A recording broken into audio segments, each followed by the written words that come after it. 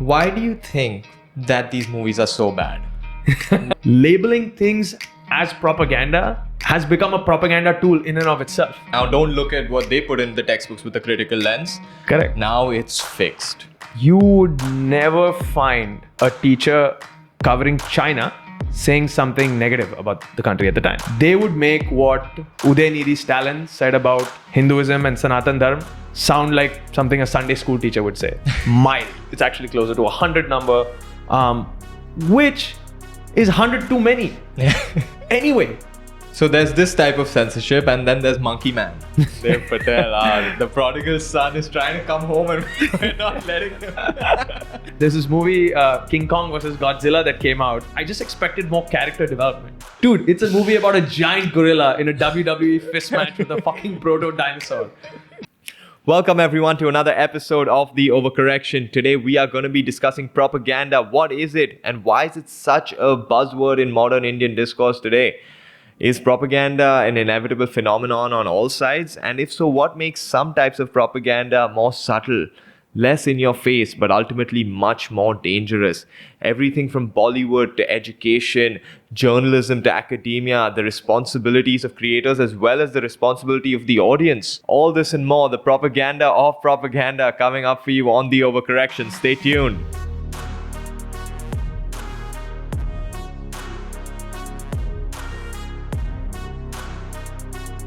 Today we are discussing propaganda, another loaded subject.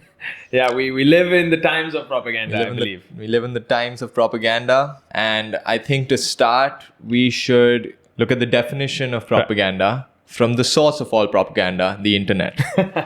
So, yeah, I think I wrote one down here quickly. I took Oxford Dictionary, right? Homage to our colonial overlords. So they define propaganda as pervasive mass communication that filters and frames the issues of the day in a way that strongly favors particular interests.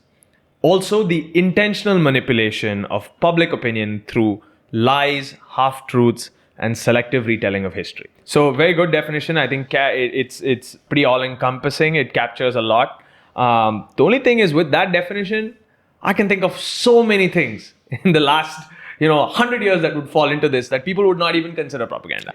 It's kind of crazy when you think about it. And yeah, again, shout out back to episode 5 if you want to see propaganda through indices. We spoke about that there, right? Just misinformation propaganda is just a nicer name for misinformation that's widely spread, right? Do you think that misinformation is a fundamental property of propaganda?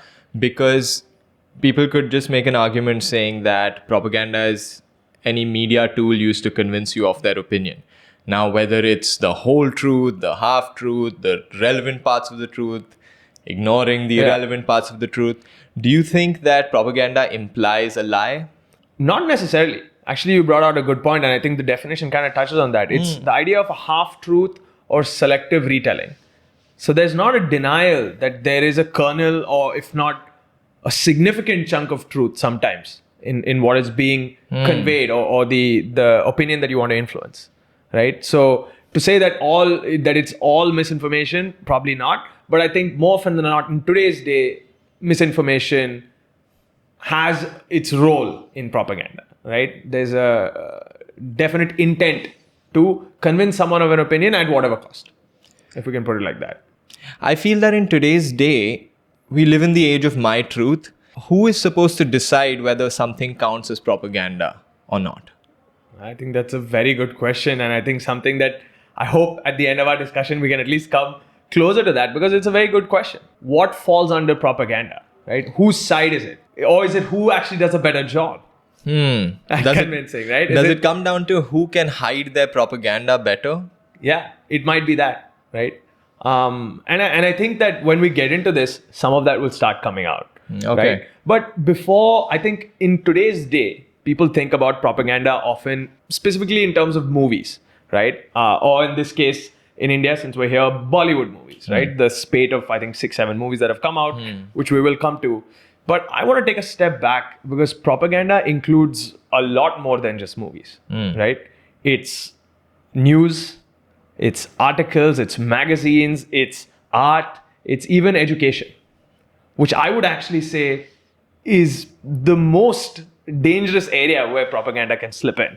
I think in a world where we idolize Bollywood and celebrities, I think we need to take a look at the more insidious places where, you know, you can talk about indoctrinating young adults, but what about indoctrinating young children? Yeah. And in essence, movies, it's an opt-in situation, right? I can just choose to not go to the theater, but I don't have that choice with school. I have to get this education. I can try and change the board, but... Or as a parent, you can choose not to send your kids to particular movies, but you cannot legally actually not send them to some type of education. Yeah, you cannot deprive them of their education, and you should not deprive. And you should not deprive them. Right?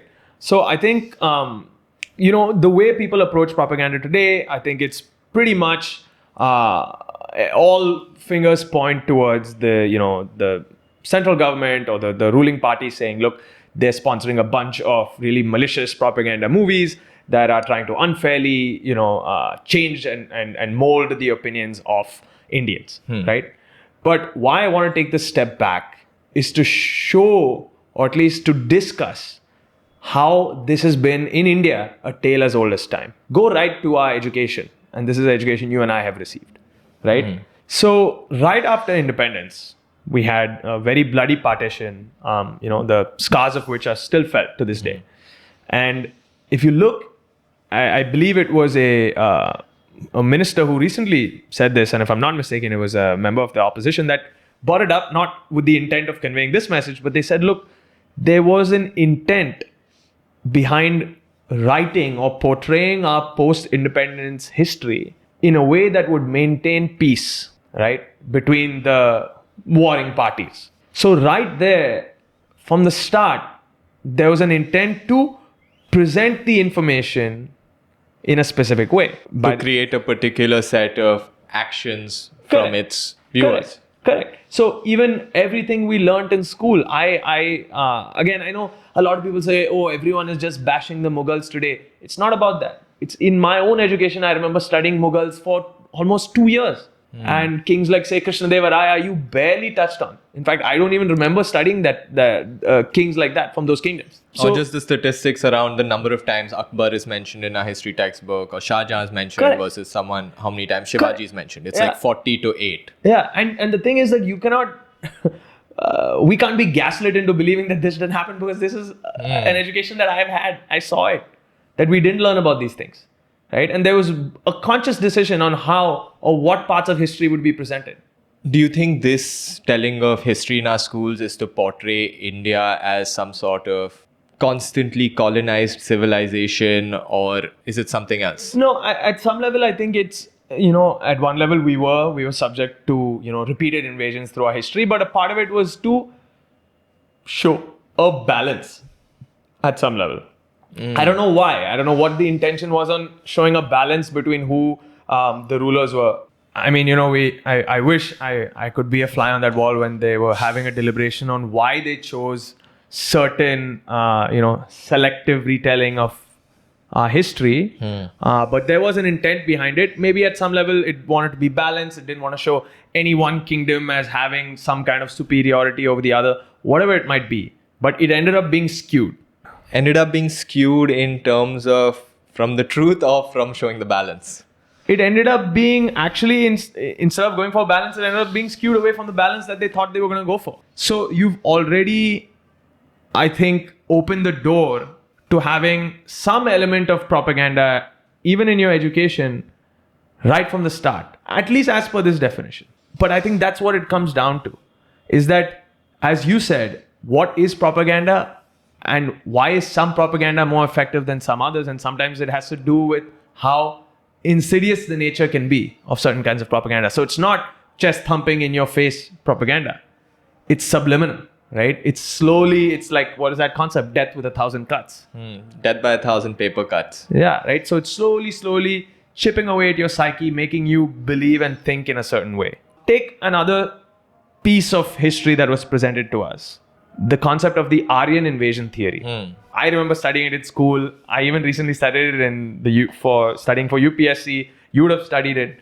I remember studying it. What is crazy to me just about how we studied history is that the context or any type of implication of what we were studying was not being taught to us. So even if this study was true, the point is that we were never made to think about it in any type of critical way. Right. So we never even questioned it. Yeah. Exactly. Perhaps if the way we taught history was different, because I'm sure like they'll never get perfect history textbooks. There's always going to be some level of, they say history is written by the winners, or it's written by this one, or it's written by that one. But the point is, how we teach history needs to be with some sort of critical lens. We used to, mugging. Yeah, like exactly. We used to, history was, that's a mugging subject. Yeah, what step did Aurangzeb fall off of to his death? And it's like, that's what you're being tested on, right? Instead of critical thinking, because if we had some level of critical thinking, I'm in the 8th standard, I'm reading the Aryan invasion theory. Oh, what does this mean? What does it mean? Why am I studying it? Yeah. That might even reveal some aspects of propaganda to us as we're kids, maybe not so openly as we're discussing it now, but it may make us question. This is what you're saying, that people are essentially divided, say, in our country. Yeah. Because then 15 years later, we've all learned this term, never thought about it, and they're telling us, oh, remember that thing you read about that you didn't care, that you mugged for 3 hours and it stayed in your head and it'll be left as some sort of ambiguous, random thought formation? This is the reason you should vote for me. Yeah.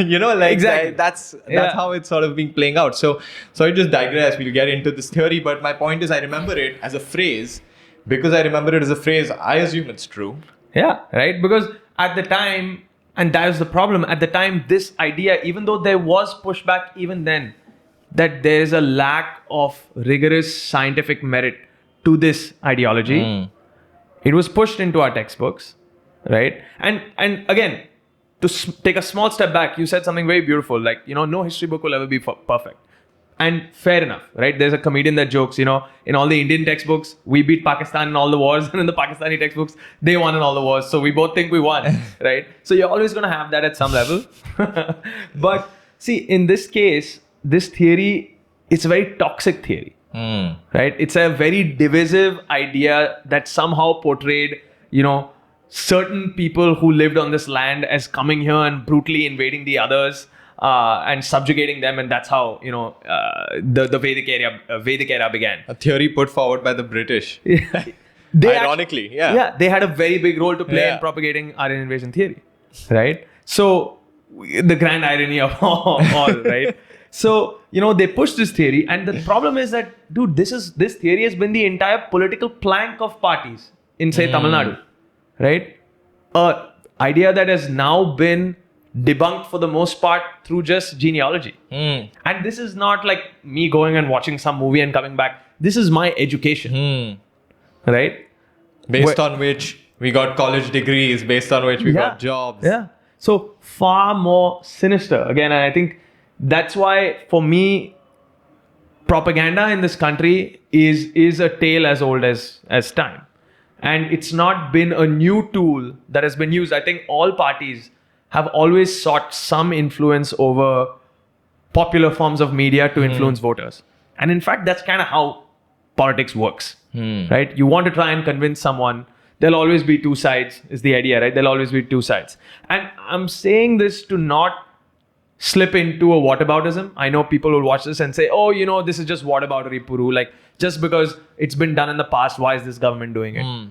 No. This is not that. Because, and I've said this before, politics, sociology, comparative politics is the study of comparing systems.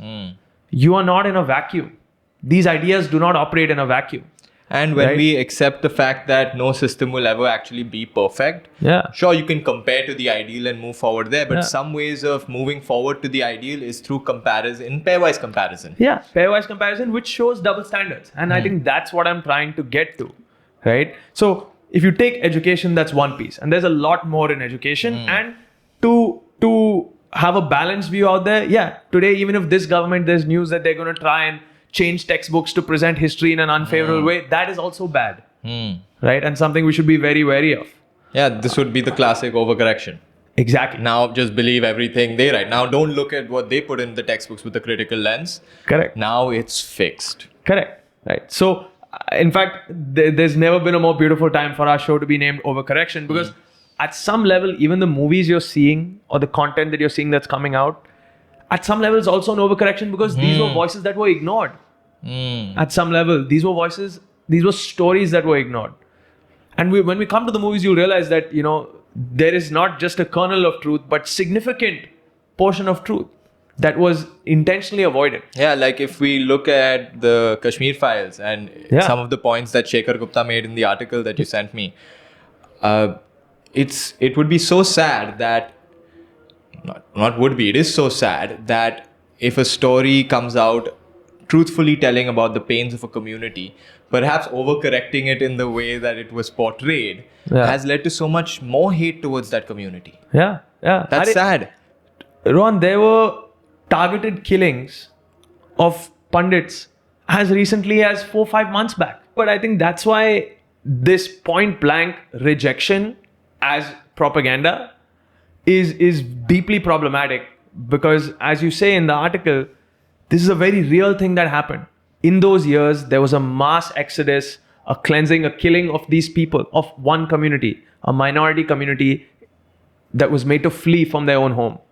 The stories that were shown were also real. And it was from a fundamentally radicalized form of Islam that led people to do this to this community. These are all facts. This is not propaganda. So I think what it comes to, and this is, I think, the overarching theme of these movies, is that they're just bad movies.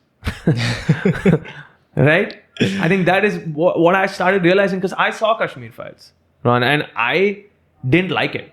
I just thought it was not a good movie from a cinematic standpoint. Whereas and I don't like to call them the left, because I think by calling them the left, it makes it seem like the other government is the right. And as I've said, I don't think they're right. They're right. But yeah, the other side, the opposition, parties, that their propaganda has always been more subliminal, all pervasive. It's through channels where you would not even expect it. It's through news. It's through newspaper headlines. They used to do movies as well. Even in Indira Gandhi's time, they've had like properly, propaganda movies, right? So my problem with these movies is that they take a very real pain of a community and they've dramatized it, and perhaps used it as propaganda.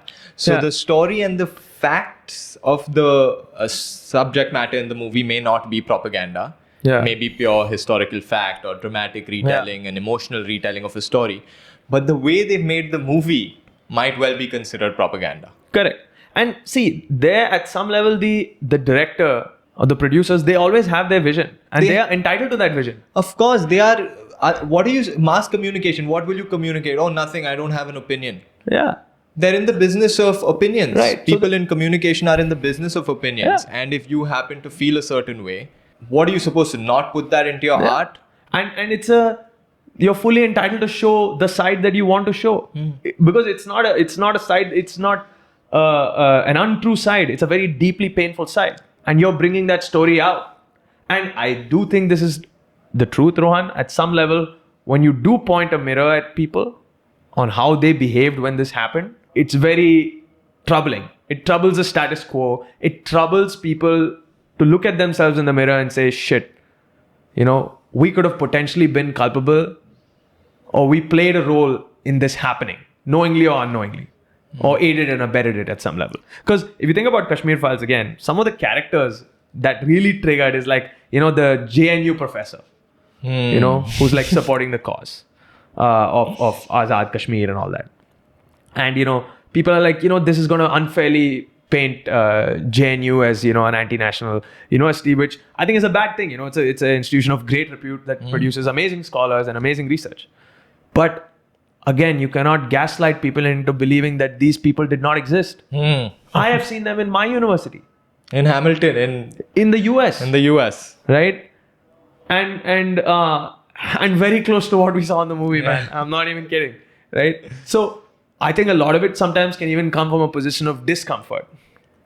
So, at some level, labeling things as propaganda has become a propaganda tool in and of itself. It's the propaganda of propaganda. Exactly. Just alleging propaganda is becoming like a propaganda tool in effect. Why do you think that these movies are so bad? Why is Kerala's story so hard to watch? Yeah, I think just the acting is bad. Right? Even some of the lines. There was a scene where four, I guess, ISIS, Taliban, like terrorists are sitting in a circle and one by one are basically giving you the geopolitical update of the day that you need to know for this movie. Don't you know Iran has tied up with these guys and the arms munition trading? Oh, there's an export ban here. There's something. Yeah. And let's get back. So it just felt so plainly. It did not feel like, honestly, the creative vision of a writer or a director. Correct. It felt like propaganda. Yeah. And you know what? At some level, it is. It's just bad. It's bad filmmaking that's actually taken a story which has, again, elements of truth. And when I say elements of truth, it's like, it's not, oh, why are you showing both sides? No, this is a one-sided story about these girls that were lured into ISIS. Oh, Right? you It's a want to story show about all them. sides? Let's watch a 12.5 hour long movie. Yeah. You know, like, where are you going to show all sides of Yeah. a thing? What piece of art is designed to show all sides of a thing? It's supposed to show the artist's point of view on a Yeah. particular subject. Correct. So in Kerala story, again, you know, one of the critiques, which I think is a valid critique, is that, you know, they were exaggerating numbers, which has been the critique on Kashmir files. It's been the critique here, that they're just exaggerating the amount of the number of people that fell into this ISIS ruse. So not 32,000 women converted and kidnapped, but 100. Yeah, I believe then the Kerala chief minister, he was asked to clarify and he said, hey, it's not that number. That was said by a past CM who said it, you know, when he was just angry about a recent killing that had happened by the Popular Front of India, which is now banned. And that's why he made those statements. It's actually closer to 100 number, which is 100 too many. Anyway, right? So, yeah, okay. What then is the movie being used to basically, you know, tarnish Kerala's reputation? Yeah, that's unfair because it's, you know, a beautiful state that has shown a template for coexistence between many communities, right? But to say that a risk of fundamentalism does not exist in the country is also not true. Given that they've arrested 2 heads of ISIS in India in the last 3 months. It is operational, it exists, and there are risks to this. So it's I think it just comes down to that. It's bad movies. Whereas if you look at other movies that have been made by, no, I don't want to say the opposition, but the other side through years. If you look, Rohan, at some of the movies that were made in Tamil Nadu by the ruling parties in those states, they would make what Udaynidhi Stalin said about Hinduism and Sanatan Dharma sound like something a Sunday school teacher would say. Mild. I mean, just completely vitriolic, toxic things, but done in a very smooth, beautiful filmmaking form. I think that's more dangerous. Yeah. Because when I'm watching Kerala Story, Yeah. I'm like, okay, man, lay it on me. I know what I'm getting. It's not sneaking into me at all. I'm like, okay, man, you want me to know this. You want me to know these facts. You want me to know, and okay, that's crazy. And then I'll look into it and be that it's so easy for someone to debunk that story too. Like someone's like, it's not 32,000, it's 100. Yeah. With these like really good movies, you don't even know what fact you've absorbed, but it's, seeped into your brain. It's in your psyche. It's getting into your psyche, right? And I think this has been done exceptionally well by other sides. Take even, and this is a non-movie example, but it just came to mind. Even in my college, Rohan, at the time, you would never find a teacher covering China saying something negative about the country at the time. And I was always very curious. A part of it was reflective of the time where, US was very gung-ho on the growth of China. This is 2014. Yeah, around 2013, 2014. Then I started to realize that apparently at the time, China, and this is still very much the case, would just not be giving a lot of grants to people to come and study the country if they were going to write negative things. Whereas to the contrary, all the classes I had on India were exclusively shitting on the country. Those professors there. Yeah. So the power of persuasion is something that states have used for years. Yeah, we grew up actually clapping at China's one-child policy. Yeah. And the reasons we were given for Indian overpopulation was like lack of education, boredom. Now today we have China suffering because of that one-child policy, actually giving incentives to parents to have a second kid or a third kid. Yeah, exactly. you're essentially looking at a far more sinister, large-scale type of persuasion / propaganda that I think can have far more deleterious effects on a country, on a nation, on a way of thinking. Again, taking a step away from movies, right? Because I want to come to Bastar, right? Because I think that has a lot of interesting ideas on propaganda. But take news headlines, Rohan. Okay. Right? We've spoken about indices and how they can be misleading. To me, that's just point blank propaganda when a party uses it as their entire plank. Take the Washington Post. Okay. When Abu Bakr al-Baghdadi, the head of ISIS, was killed, the headline of the Washington Post was "Austere religious scholar dies." That was the headline. For a mass murdering radical terrorist, that is the headline. And they have since retracted that because of how people reacted. But that is preposterous. And it makes you wonder again, what is the intent behind putting out a headline like that? If not to persuade thinking in a certain way, right? To handle certain issues with a soft touch. And I think that's what Shekhar Gupta says in that article. Why is it that certain stories, when talking about what happened to Pandits in Kashmir, has to be handled with utmost delicacy, right?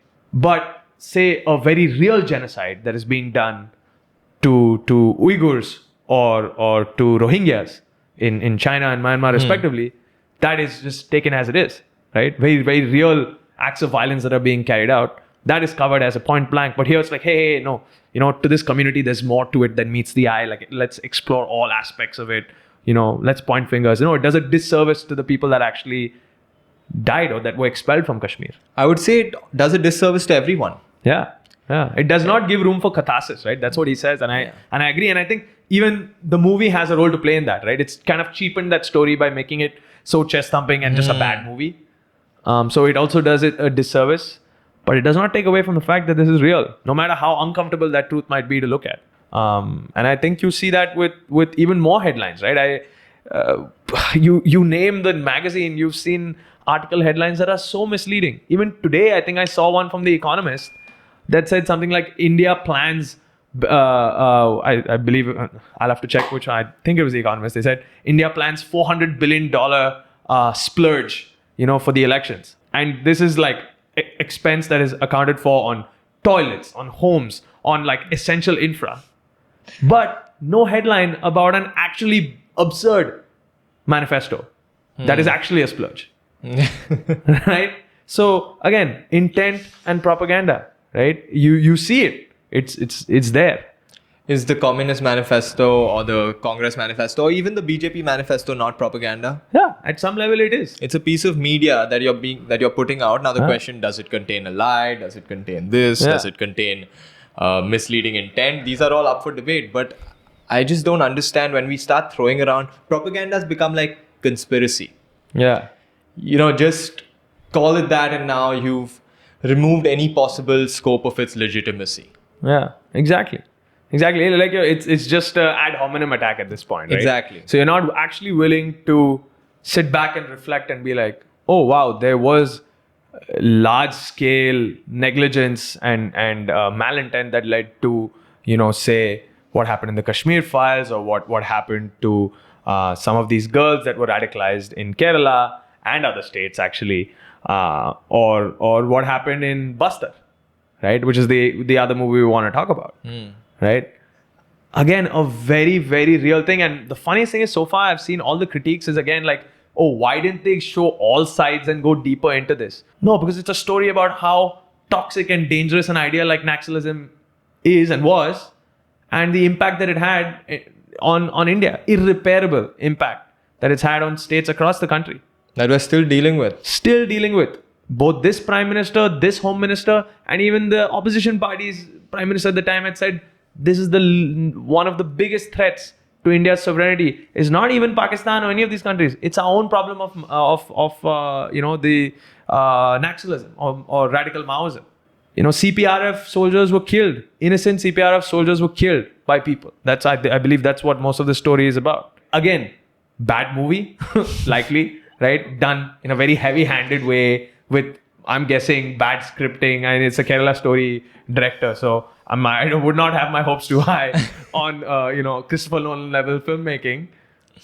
But like, it's the problem with someone coming out and saying, "Hey, it's propaganda, don't watch it," means that you're not actually giving a person a chance to go and actually learn at some level about this very real thing that had happened.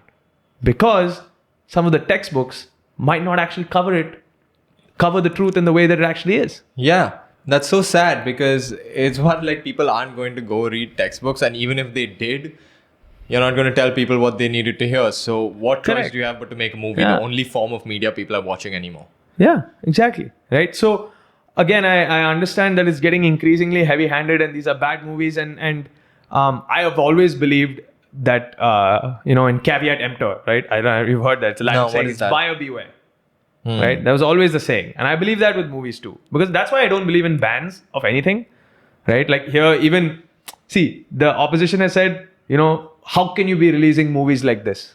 But when they were releasing essentially propaganda movies in their time, it was like, oh, just don't watch it. But you're not extending that same thing here. What do you think about, this is the only part that got me.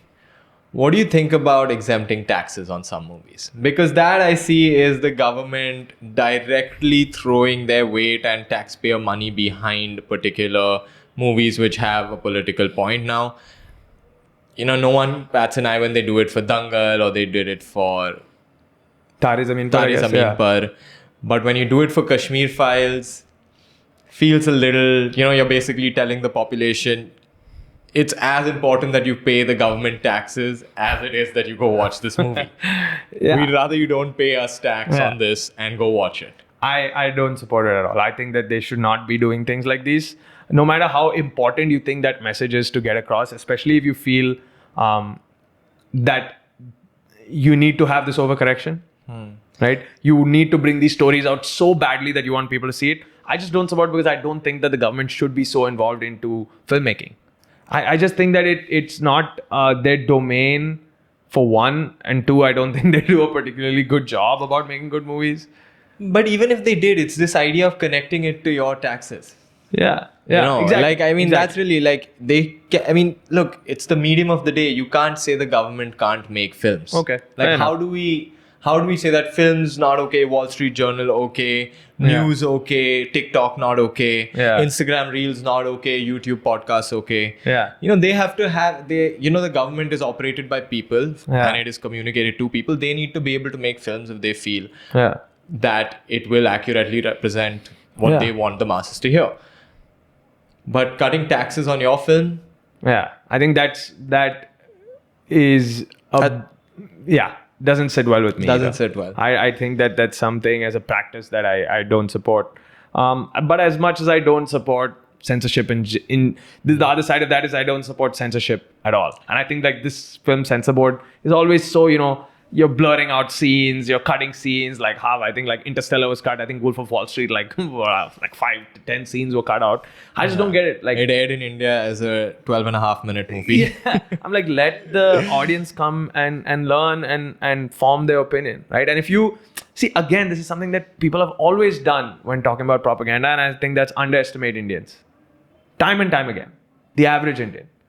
People think that they're so susceptible to being brainwashed that you have to be constantly on eggshells on what content you give them. Right? At least in this day and age. They didn't seem to care about it much then when they were pushing whatever they wanted to push, but that's the idea now. And I've always believed this one. You can brainwash me into believing a whole host of things, but there's some things which are just real, tangible things in my life. And that's what sorry to go to voting, but that's what the Indian voter or the Indian citizen is thinking of at some level.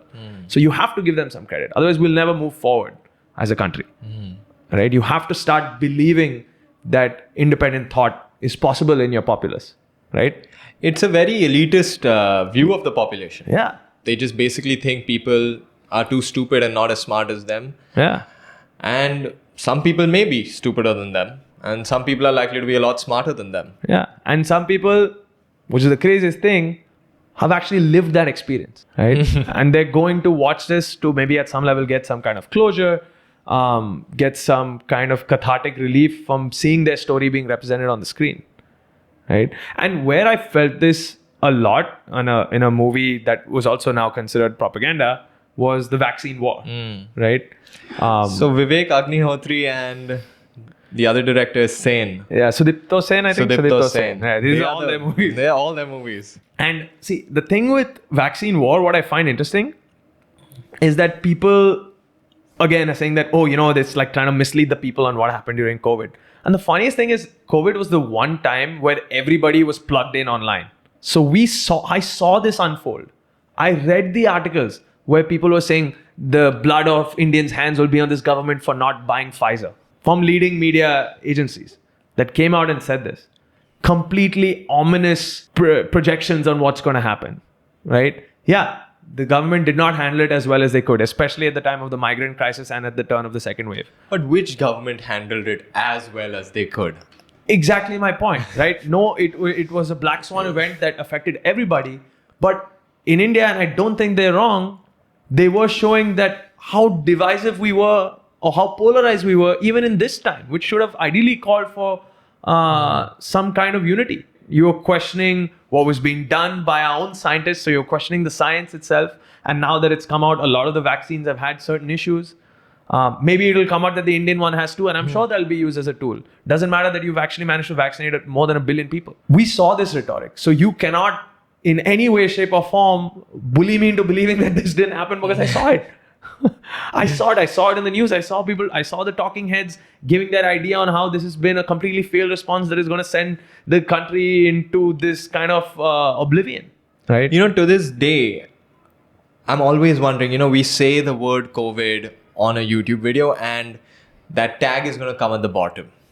For accurate COVID sources, good. Have you noticed this? Any video that even loosely mentions COVID, it's such a like an algorithmic thing pushed forward by, again, YouTube, which is heavily left-leaning in its international voice, which they're fair to be, they're private organization. But yeah, your platforms themselves are not free from propaganda. Exactly. Like if your platforms themselves are not free from propaganda, how can you expect the creators on them to be free from propaganda? Correct. So the best you can hope for is that some is for balance, right? Correct that overcorrection at some level and find a way to balance your opinions. And that can only happen by, I argue, consuming that kind of content, not going and banning it, right? No matter how uncomfortable it makes you to see someone that maybe was you in university, right?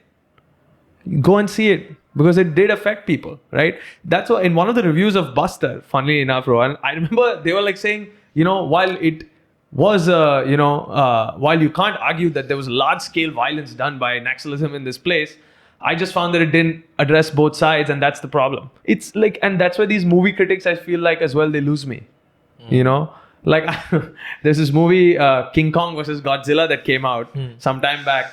And one of the reviews was, good movie, but like, I just expected more character development.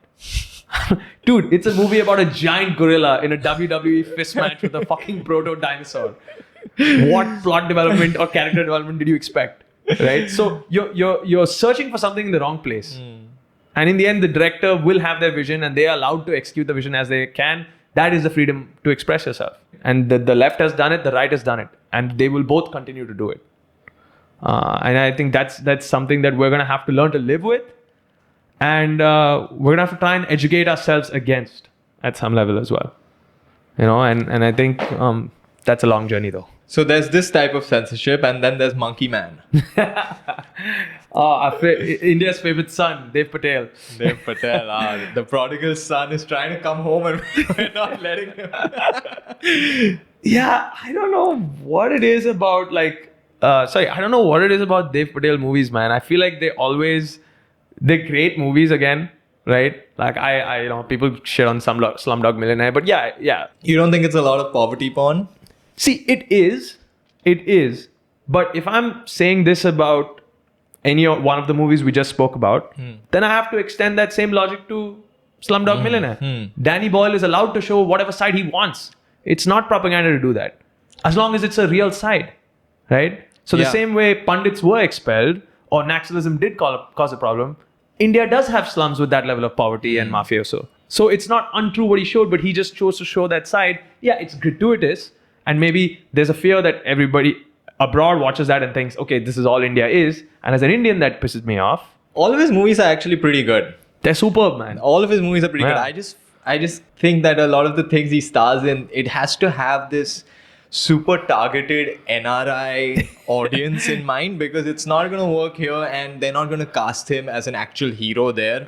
Like, if they put him in a mainstream Hollywood movie, he's going to be the really involved lab assistant. Okay, he's not going to get the girl. He's not going to kill the villain. Yeah. Okay, that's the role he's going to be getting. He's going to have like a side romance going on. Yeah. But he's not going to be the main character, and he has to find this niche demographic where he can be the white guy in India. Yeah. He essentially, kind of, he's like the hero, and he's a fantastic actor. Yeah. But he does this, and you've seen it, whether it's Best Exotic Marigold Hotel, whether it's Slumdog or that movie with Radhika Apte. Yeah. I forgot which one. Even I forget the Radhika Apte one. Or Monkey Man, for that matter. Right? Yeah, You know that it's targeted towards NRIs because it was made in India. They would just say Hanuman. Yeah. Right? Which we just released like 3 movies called Hanuman in the last 1 month. But in Monkey Man, so in the face, what a name. Right? And I'm sure he's given a reason as to why. And I think they talk about the legend, these stories that he learned from his grandparents of Hanuman. They're, I guess, not letting the movie play here. I don't know what the story is here. It's still editing, I think. It's not come out on Netflix yet. Oh, it's not come out on Netflix. But it's released in theaters abroad, right? Yeah, it's released in theaters abroad. Yeah. I've heard very good things about the movie. Even I've heard great things. I want to see it. This comes to my point. I don't know. I don't like that governments stop movies from getting released in general. But I think in some cases, if they feel it's just going to create an uproar, Yeah. there is a level of, you have to be realistic with your population. Yeah. And I guess here it's, I know that these movies are actually, like you say, it's not for Indians. It's for like an NRI abroad, so it can appeal to their idea of what India looks like. Like Monkey Man I've not seen it, but it's probably not propaganda at all. Like, it's probably not even really political in any serious way. Yeah. I mean, and even if it is, it's done so smoothly, I presume. I'm looking forward to seeing it. Yeah. From what I've heard, it's like, I saw this was really funny, right? So what I've heard is the villain is loosely based off the chief minister in Uttar Pradesh. Okay. Yogi Adityanath. That's the whole thing. Oh. But interestingly, I read a review of the movie by this guy in the US, and his critique was that even though this movie is critical of, say, the chief minister in Uttar Pradesh, it's still somehow reinforcing toxic Hindutva because he channels the inner strength of Monkey Man. So you just can't win. You can't win. You can't win. And I think that's what people are going to realize in time. It's become so polarized that you just cannot win. Even if you make a movie that wants to revive the core of Hinduism that you feel is gone, you're still going to somehow be labeled. One way, people aren't going to be happy because you named it Monkey Man. Yeah. And then the other side. Yeah. The villain's not villainous enough. Correct. The solution is too villainous. Exactly. So you just can't win. But I think that for me has always been the key differentiator between, propaganda from either sides. Some just know how to do it really well. Good movies, good packaging, good branding, good acting. And some are just it's like chest thumping and not done really well. Both will often have kernels of truth or even huge heaps of truth. So we need better, I guess, conservative right-wing filmmakers in India. Probably, yeah. I don't know why they put out such bad movies. I think we can call it there. Thanks for tuning in, guys. See you next week. Don't cut, Krish.